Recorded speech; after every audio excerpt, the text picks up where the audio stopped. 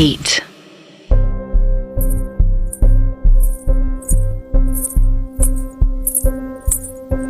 घुंघरू की आवाज पास आती जा रही थी। मैं मेन गेट खोलने के लिए अपने बम का दम भी लगा चुका था, पर वो खुलने के लिए राजी नहीं था। इससे पहले कि गुंजा आंटी मेरे सर पर ही तमक पड़ती, मुझे जो नियरेस्ट डोर दिखा, मैं उसमें घुस गया। वो बाथरूम निकला। मैंने थोड़ा सा दरवाजा खोलकर झांका तो मुझे आंटी एक स्टूल उठाती दिखाई दी। जैसे घुंघरू की आवाज पास आई थी, वैसे ही वापस लौट गई।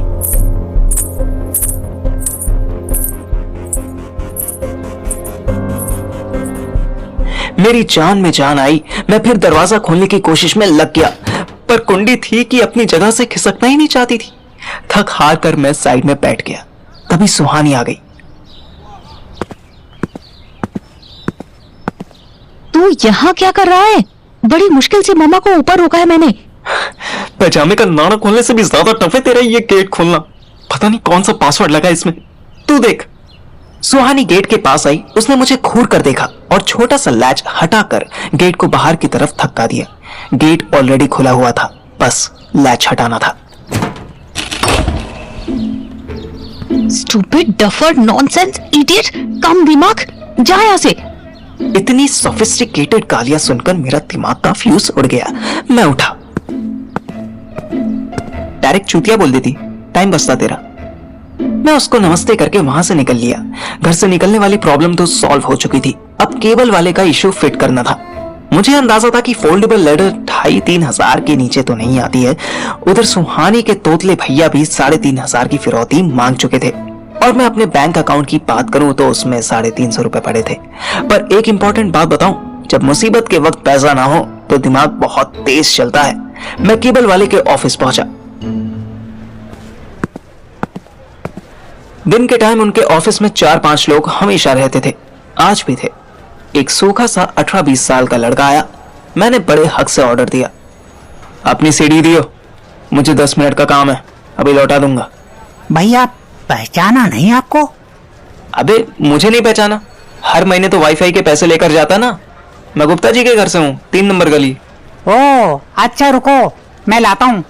उसकी शक्ल पे लिखा था कि उसने मुझे नहीं पहचाना, पर मैंने इतने कॉन्फिडेंस से गुप्ता जी और 3 नंबर गली बोला था कि वो श्योर हो गया कि मैं कोई अजनबी नहीं हूँ। 2 मिनट बाद वो वापस आया।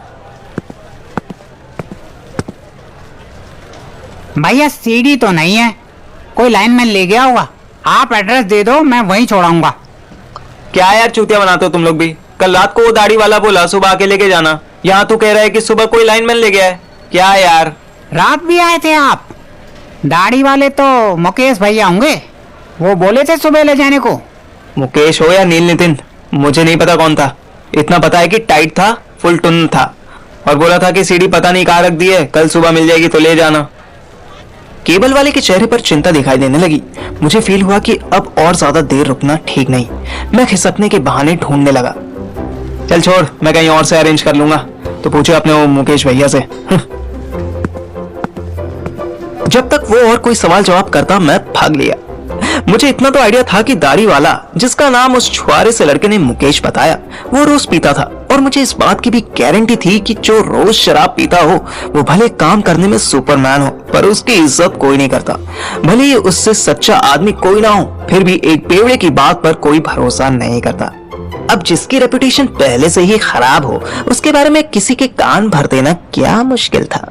अब मुझे हॉस्पिटल पहुंचना था। ठीक 10 बजे मैं अथर्व के रूम में घुसा।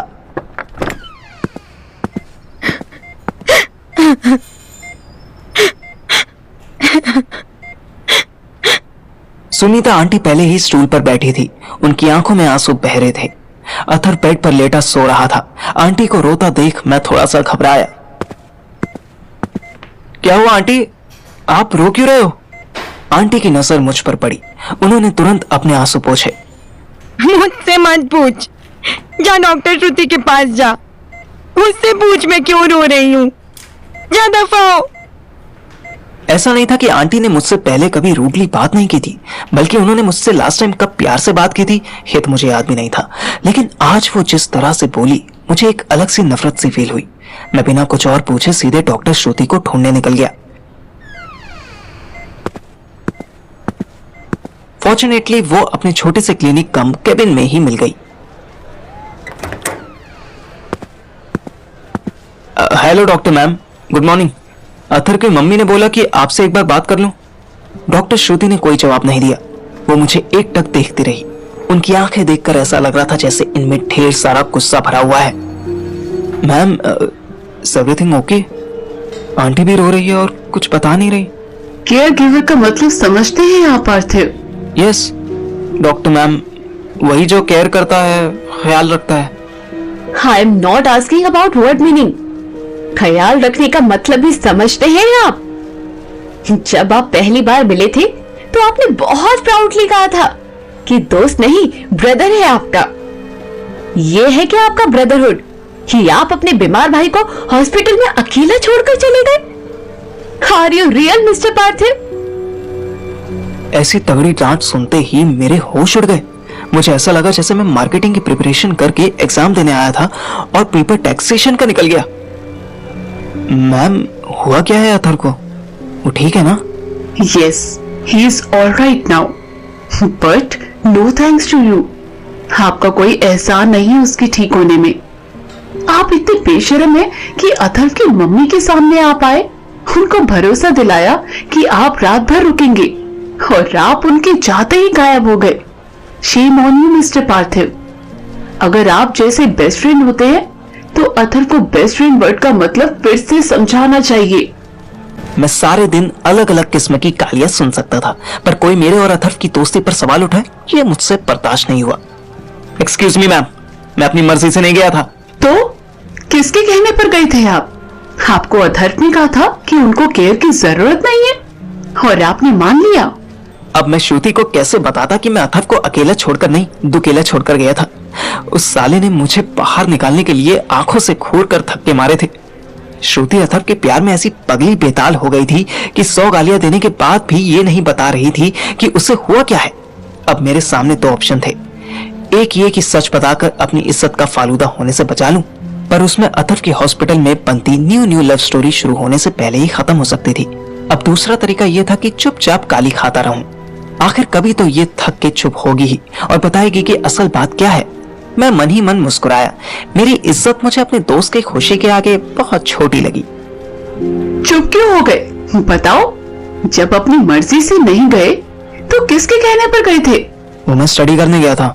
एग्जाम्स आने वाले हैं तो अथर्व ने भी सजेस्ट किया था कि तू पढ़ ले, मैं तुझसे कैचअप कर लूंगा। पढ़ाई वाली बात सुनकर श्रुति कुछ देर के लिए ही सही पर चुप हुई, लेकिन उसकी मोहब्बत का दूध फिर टपक पड़ा। आपको पता है अथर्व ने कल शाम से पानी नहीं पिया था। उसको सुबह 103 हाई फीवर हो गया था। बॉडी बिल्कुल डिहाइड्रेट हो चुकी थी। अरे पर मैंने तो उसे जूस पिलाया था, वो टेट्रा पैक वाला। श्रुति के चेहरे पर सरकास्टिक स्माइल आई। जूस का पैकेट देने में और पिलाने में डिफरेंसेस होते हैं मिस्टर पार्थिव। आपने जो जूस पैक यूज के लिए दिया था वो अब भी रूम में वैसे का वैसे ही रखा हुआ है। अथर्व ने शायद 1 या 2 ही सिप पिए थे।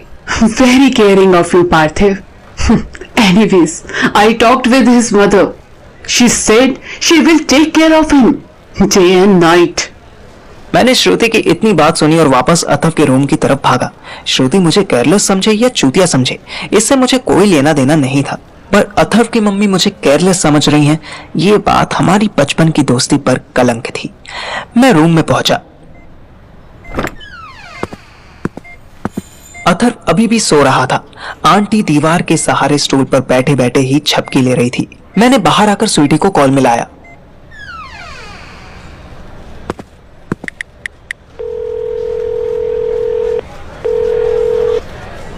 हेलो स्वीटी, सुबह यहाँ हॉस्पिटल में तेरे जाने से पहले तक क्या हुआ, जरा शॉर्ट में बता। यार उसको सुबह बहुत तेज बुखार था, पर उसने मुझे जबरदस्ती भगा दिया कि कहीं सुनीता आंटी ना आ जाए। उसके बाद क्या हुआ मुझे नहीं पता। उसको मैसेज किए थे पर उसने रिप्लाई ही नहीं किया। तू बता, वो ठीक तो है ना? मैंने फोन काट दिया। इसको रिपोर्ट देने का मेरा बिल्कुल मन नहीं था। मैं वापस रूम में पहुंचा और पूरे रूम को एक जासूस की तरह देखने लगा। अथर्व के बेड के राइट साइड पर, जहां कोई नहीं चाहता था, वहां मुझे खूब बड़े जूते के फुटप्रिंट्स दिखे। ऐसे फुटप्रिंट्स किसी बड़े लंबे आदमी के ही हो सकते थे। इस रूम में मेरे अलावा लेडीज ही आती थी और हम में से किसी के भी जूते इतने बड़े साइज के नहीं थे। इसका मतलब कोई तो था जो रात यहाँ आया था और स्वीटी को भी उसके बारे में पता नहीं चला। अब ये बात या तो अथर बता सकता था या इस रूम के बाहर लगा हुआ सीसीटीवी। अचानक अथर की बॉडी कांपने लगी। मैंने उसका माथा छूते ही तुरंत हाथ हटा लिया। उसका फेस माइक्रोवेव से भी ज्यादा गर्म था। अचानक मॉनिटर की टी टी टी की आवाज से सुनीता आंटी उठ गईं। मैंने मॉनिटर देखा। अथर का हार्ट रेट 160 से भी ज्यादा आगे जा रहा था। मैंने कहीं पढ़ा था कि सोते में हार्ट पीपीएम का 150 के पार जाना हार्ट अटैक भी ला सकता है।